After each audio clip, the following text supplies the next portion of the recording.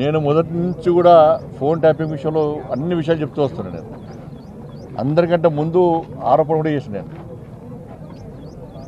ఇది హైదరాబాద్ కేంద్రంగా జరిగింది, సిరిసిల్ల కేంద్రంగా జరిగింది. ప్రణీత్ రావు అనే వ్యక్తి ద్వారా సిరిసిల్ల కేంద్రంగా ఈ ఫోన్ ట్యాపింగ్ జరిగింది. సిరిసిల్ల కేంద్రంగా జరిగిందంటే ఎవరి అనుమతితో జరిగింది, ఎవరి కన్నుసరణలో జరిగిందో అందరికీ తెలుసు. మరి సిరిసిల్లనే ఎందుకు కేంద్రంగా ఎంచుకున్నారో కూడా తెలుసు అందరికి. కాబట్టి దీని మీద విచారణ జరపాలి. ఇవాళ ప్రభాకర్ రావు అనే వ్యక్తి అనేక కుటుంబాలను నాశనం చేశాడు. అనేక మంది మాలాంటి కార్యకర్తలు ఉసురు పోసుకున్నటువంటి మూర్ఖుడు ప్రభాకర్ రావు అంటాడు. ఈ ప్రభుత్వం రాచమర్యాదతో చేస్తున్నది. ఈ ప్రభుత్వం ఏర్పడిన తర్వాతనే ఆయన ఇక్కడి నుంచి వారిపోయాడు. ఈ ప్రభుత్వం కాంగ్రెస్ పార్టీ ప్రభుత్వం ఏర్పడిన తర్వాతనే ఫోన్ ట్యాపింగ్ నిందితులు అందరూ తప్పించుకునే ప్రయత్నం చేశారు. అమెరికా ఎప్పుడు వారిపోయాడు? కాంగ్రెస్ పార్టీ ప్రభుత్వం ఏర్పడిన తర్వాత. ఇలా కూడా కోర్టుకు పోయాడు. కోర్టు నుంచి ఉత్తర్వులు తీసుకొచ్చున్నాడు. రాచమర్యాదతో వేయాలని చెప్పి ఉత్తర్వులు తీసుకున్నాడు. కోర్టును గౌరవించాల్సిన బాధ్యత మనకు ఉంది కాబట్టి దానికి అనుగుణంగా తప్పించుకునే ప్రయత్నం చేస్తూ ఉన్నాడు. ప్రభాకర్ రావు కానీ రాధాకిషన్ రావు అనే వ్యక్తులు కానీ వీళ్ళిద్దరూ అనేక మంది ఇతర పార్టీలకు సంబంధించిన కార్యకర్తలు ఉసురు పోసుకున్న వ్యక్తులు వీళ్ళు.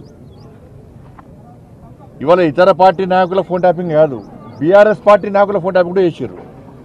భార్య భర్తలుంటే ఫోన్ వినడమే, కొడుకు తల్లింటే ఫోన్ వినడమే, జడ్జిల ఫోన్లు కూడా ఫోన్ ట్యాప్ చేశారు. జడ్జిలకు కూడా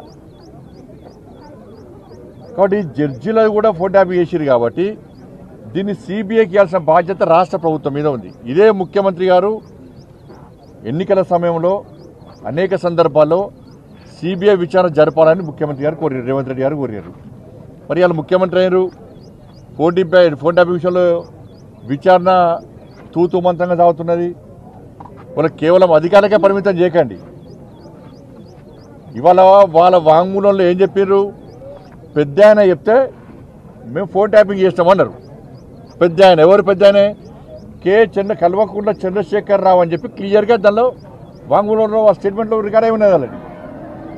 మరి స్టేట్మెంట్లో భుజంగరావు రాధాకృష్ణారావు ఎవరు వాళ్ళిద్దరు స్టేట్మెంట్ ఇచ్చినప్పుడు రాధాకిషన్ రావు స్టేట్మెంట్లో పెద్ద ఆయనే కేసీఆర్ చెప్తే మేము ఫోన్ ట్యాపింగ్ చేస్తామని చెప్పి ఆయన స్టేట్మెంట్ ఇచ్చినప్పుడు నోటీస్ ఎవరికి ఇవ్వాలి?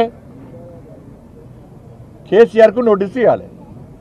సిరిసిల్ల ఎవరి కేంద్రంగా జరిగింది? కేసీఆర్ కొడుకు కేంద్రంగా జరిగింది. మరి వాళ్ళిద్దరికి ఎందుకు నోటీస్ లేరు? అంటే ప్రభుత్వం వాళ్ళని కాపాడే ప్రయత్నం చేస్తున్నది.